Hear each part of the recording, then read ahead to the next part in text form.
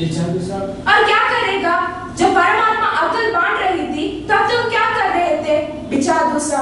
और पसीना किस लिए बहाएगा? हंसता क्यों बे? हमने भी जवानी में कसरतें की है, खलसों से नहाते हैं लोटों की तरह। इतना क्या चीज है, उसे सीधा कर। हाँ बस। और बहू जी से धरी मंगा ला, इसके ऊपर बिछा देना। और धोबी के यहाँ से चादर भी आई है, उसे भी ला, जल्दी जा।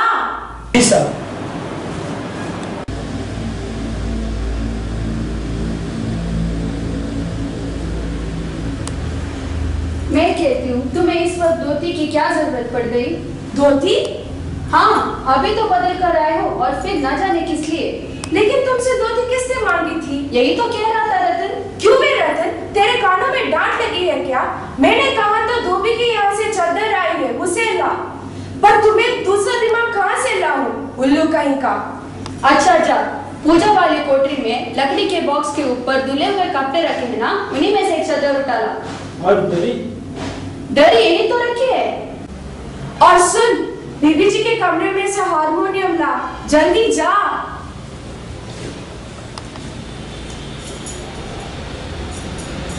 लेकिन तुम्हारी लाडली बेटी तो मुंह फुलाए पड़ी है। मुंह फुलाए? और तुम उसकी माँ किस बस की दवा हो? जैसे तैसे करके वे लोग तो पकड़ में आए हैं, तुम्हारी वजह से सब चौपट हो जाएगा। तो मैं ही क्या करूं? सारे जतन करके तो हार गई। तुम्ही ने उसे पढ़ा लिखा कर इतना सिर चढ़ा रखा है। अपना जमाना अच्छा था, आगे पढ़ ली, गिनती सीख ली, और बहुत हुआ तो स्त्री सुबोधनी पढ़ ली। सच पूछो तो स्त्री सुबोधनी में ऐसी ऐसी बातें हैं जो तुम्हारी एमबीए में भी नहीं होती। आजकल के तो लेक्चर ही अनोखे हैं। ग्रामोफोन बजा होता है ना? क्यों? दो तरह के होते हैं, एक तो आदमी का बनाया हुआ, उसे एक बार चलाकर जब चाहे रोक लो, और दूसरा परमात्मा का बनाया हुआ, उसका रिकॉर्ड एक बार चढ़ा तो रुकने का नाम ही नहीं। हटो भी, टटोले ये सोचते रहते हैं। यह तो होता नहीं कि अपनी उमा को राह पर लाते। अब कितनी देर बची है उन लोगों के आने में? तो क्या हुआ? तुम्ही ने तो कहा था कि जरा टीक टाक करके नीचे ले आना। आजकल तो लड़की कितनी ही सुंदर हो, बिना टीम टांग के भला कौन पूछता है? ना जाने कैसा इसका दिमाग है, वरना आजकल की लड़कियों सबका पाउडर का ही कारोबार चलता है। अरे मैंने तो पहले ही कहा था, एंट्रेंस ही पास करा देते, लड़की अपनी हाथ तो होती। लेकिन आप तो तुम्हें कतई अपनी जबान पर काबू ही नहीं। कल ही यहाँ बता दिया था कि लोगों के सामने जिक्र और ढंग से होगा, मगर तुम तो अभी से सब चौपट कर दोगी। उसके आने तक ना जाने क्या करोगी। अच्छा बाबा, मैं ना बोलूंगी, जैसे तुम्हारी मर्जी हो करना, बस मुझे तो अपना काम समझा दो। उमा को जैसे तैसे करके तैयार कर लेना, थोड़ा पाउडर लगाने से कुछ नहीं होता। पान के साथ उसे बेच देना। नाश्ता तो तैयार है ना? आ गया रतन, बाजा नीचे रख, चादर खोल। नाश्ता तो तैयार है, मिठाई तो वो ज्यादा खाएंगे ही नहीं, कुछ नमकीन चीज बना रखी है, फल तैयार है, चाय तैयार है और टोस्ट भी। हाँ मगर हाँ, मक्खन तो आया ही नहीं। क्या कहा? मक्खन नहीं आया? तुम्हें भी किस वक्त याद आती है? जानती हो मक्खन वाले की दुकान दूर है, पर तुम्हें तो ठीक वक्त पर याद ही नहीं आता।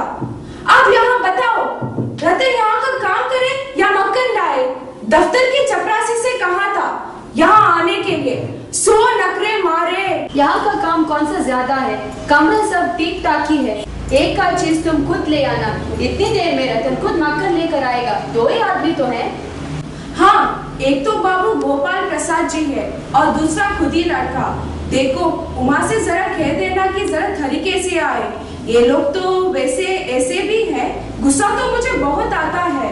खुद ही पढ़े लिखे हैं, वकील भी है, सब सोसाइटियों में भी जाते हैं, मगर लड़की चाहते हैं ऐसे कि ज्यादा पढ़ी लिखी ना हो। और लड़का?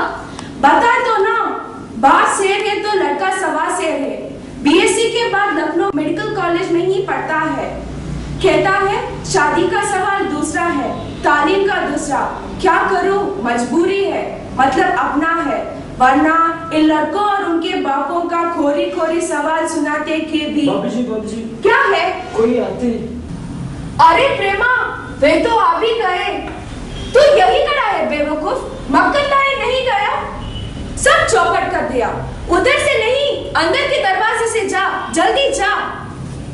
और सुन प्रेमा, उमा से जरा समझा देना, थोड़ा गा देगी। ओह, यह बाजा नीचे ही रखा गया है कमबख्त। तुम जाओ, मैं रख ही देता हूँ।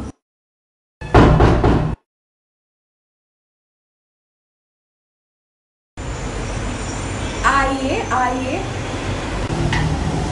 वेट मुझे दीजिए, तशरीफ लीजिए। मकान ढूंढने में तो तकलीफ तो नहीं हुई ना? जी नहीं, तांगे वाला जानता था। वैसे हमें तो यहाँ आना ही था, फिर रास्ता कैसे मिलता नहीं। आपकी बड़ी मेहरबानी है, हम आपको तकलीफ तो दी। अरे नहीं साहब, जैसे मेरा काम वैसे आपका काम।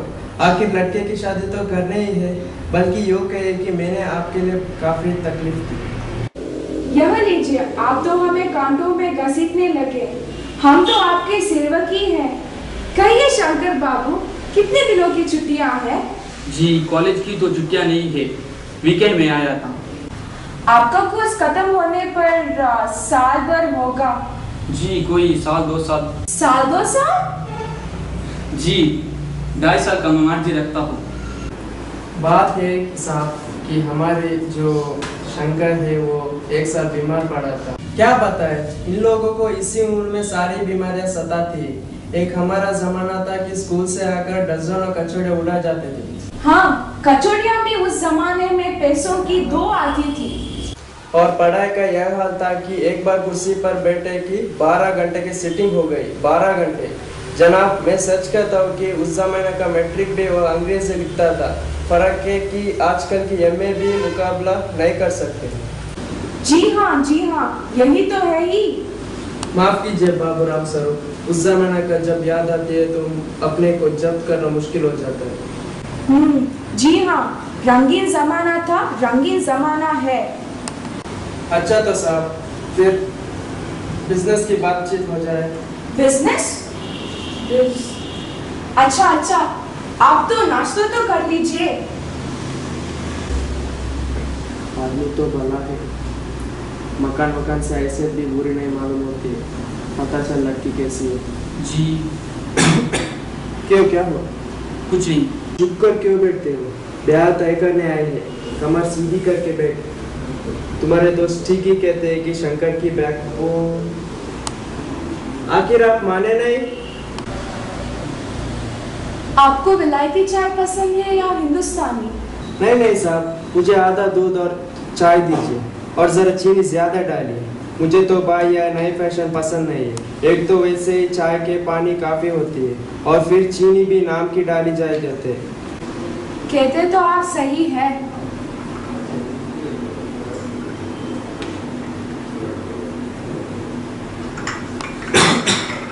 सुना है सरकार अब ज्यादा चीनी लेने वाले पर टैक्स लगाएगी। सरकार जो चाहे सो कर ले, पर अगर आमदनी करती है तो सरकार को बस एक ही टैक्स लगाना चाहिए। ओ क्या? खूबसूरती पर टैक्स। मजाक नहीं साहब, यह ऐसा टैक्स है जनाब की देने वाले चू भी नहीं करेंगे। बस शर्त है कि हर एक औरत पर यह छोड़ दिया जाए कि वह अपनी खूबसूरती की स्टैंडर्ड के माफिक अपने ऊपर टैक्स तय कर दे। फिर देखिए सरकार की कैसे आमदनी बढ़ती है। वाह, खूब सोच अपनी। आजकल के जमाने पर खूबसूरती का सवाल बड़ा हो गया है। हमारे जमाने पर वह कभी नहीं उठा। कभी नहीं साहब, कभी नहीं। आपका क्या ख्याल है शंकर बाबू? किस मामले में? यह बात दूसरी है बाबूराम स्वरूप। मैंने आपसे पहले भी कहा था कि लड़की को खूबसूरती होना जरूरी है। कैसे भी वो चाय पाउडर वगैरह लगाइए, चाहे वैसे ही बात यह है कि हम आप मान भी जाए, मगर घर की औरतों राजी नहीं होती। आपकी लड़की तो ठीक है। जी हाँ, आप तो खुद ही देख लीजिए। देखना क्या, आपसे इतनी बातचीत हो चुकी है, तब तो यह रस्म समझिए। हाँ, आपका मेरे ऊपर बड़ा एहसान है। और जायचा तो मिल ही जाएगा ना। जी, जायचे का क्या मिलना मुश्किल है, ठाकुर जी के चरणों में रख दिया है, खुद ब खुद मिल जाएगा। यह ठीक कहा आपने, बिल्कुल ठीक। लेकिन हाँ, यह जो मेरे कानों में बनक पड़ी है, यह तो गलत है ना। जी हाँ, साफ बात है साहब, हमें ज्यादा पढ़े लिखे लड़के नहीं चाहिए। मैम साहब तो रखनी नहीं, कौन भुगतेगा उसके नखरों को, बस हद से हद मैट्रिक पास होनी चाहिए। क्यों शंकर? जी हाँ, कोई नौकरी तो करनी नहीं। नौकरी का तो सवाल नहीं उठता। और क्या साहब, देखिए कुछ लोग मुझे कहते हैं कि जब अपने लड़कों को BA MA तक पढ़ाया है तब उनकी बहुएं भी ग्रेजुएट लीजिए।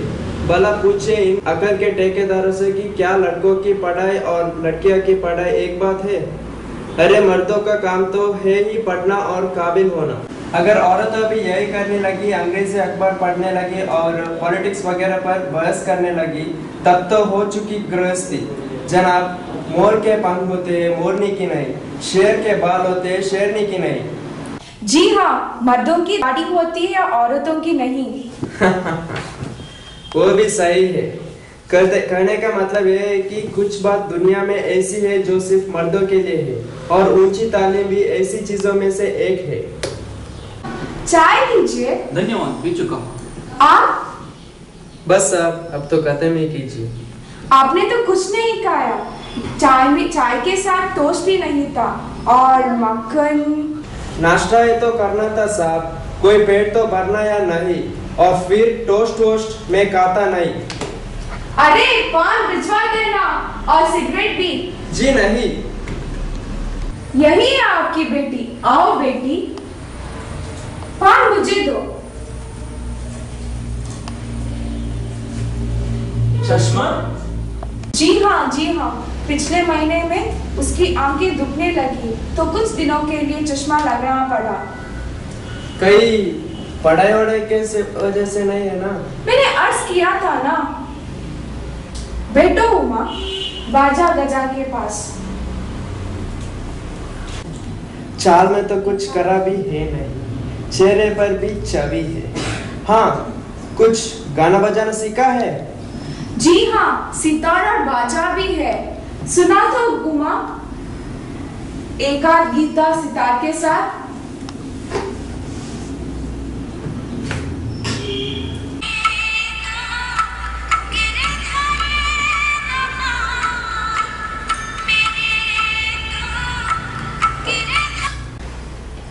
क्यों, क्या हुआ बेटी? गाने को पूरा करो। नहीं नहीं साहब, आपके बेटे अच्छी गाती है।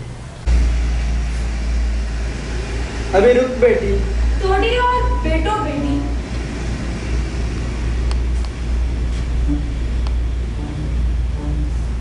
क्या तुम पेंटिंग वेंटिंग सीखा है? जी हाँ। यह तो बहुत अच्छा है। और सिलाई वगैरह? सिलाई तो सारे पर इसी के जिम्मे में है, यही तक मेरी कमीजें भी। ठीक, लेकिन हाँ बेटी, तुमने कुछ इनाम विनाम भी जीता है? जवाब दो उमा, जरा शर्माती है। इनाम विनाम तो जरा इसे भी तो मुंह खोलने चाहिए। जवाब दो उमा। अब मैं क्या जवाब दूं बाबूजी? जब कुर्सी मेज बिकती है तब दुकानदार कुर्सी में से कुछ नहीं पूछता, सिर्फ खरीदार को दिखला देता है।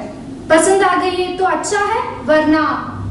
उमा, अब मुझे कह लेने दीजिए बाबूजी। ये जो महाशय मेरे सामने मेरे खरीदार बनकर बैठे हुए हैं, जरा उनसे पूछिए कि क्या लड़कियों के दिल नहीं होता? क्या उन्हें चोट नहीं लगता? क्या वे बेबस भेड़ बकरियां हैं जिन्हें कसाई देखभाल कर खरीदा जा सके? बाबू रामस्वरूप, क्या आप मेरी इज्जत उतारने के लिए मुझे यहाँ बुलाया था? जी हाँ, और हमारी बेइज्जती नहीं होती जो आप इतने देर से नापतोल कर रहे हैं। और जरा अपने इन साहबजादे से पूछिए कि अभी पिछली फरवरी लड़कियों के हॉस्टल के इर्द गिर्द क्यों घूम रहे थे और वहां से कैसे भगाए गए थे? बाबूजी चलिए। क्या हॉस्टल में? क्या तुम कॉलेज में पढ़ी हो? जी हाँ, मैं कॉलेज में पढ़ी हूँ।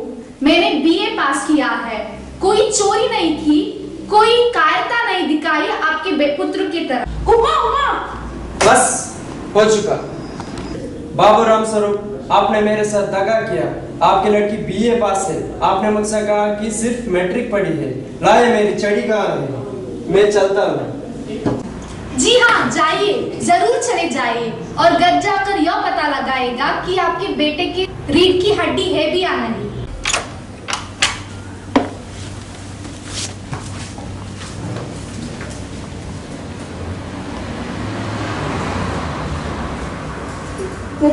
उमा रो रही है। बाबूजी, पकड़।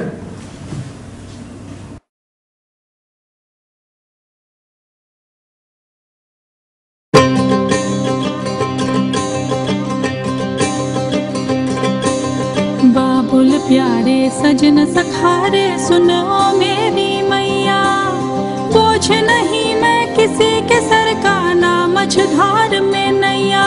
पतवार बनूंगी, लहरों से लड़ूंगी, हर मुझे क्या बेचेगा रुपया। हो अरे मुझे क्या बेचेगा रुपया। हो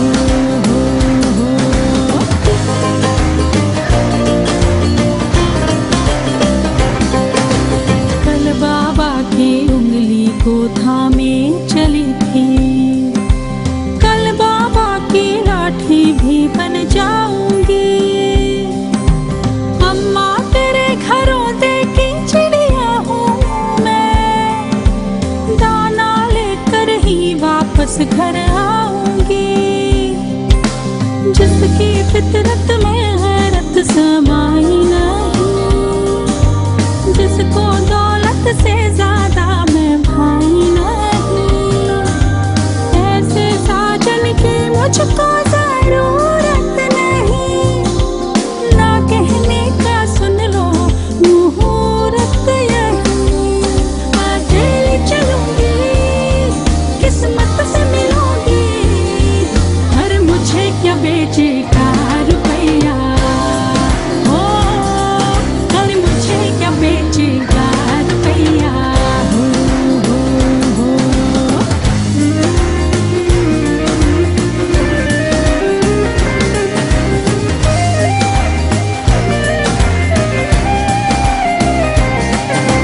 दिल से दिल के तार तो जुड़े नहीं, तो रस्मों पे दौलत ये काहे बाहे।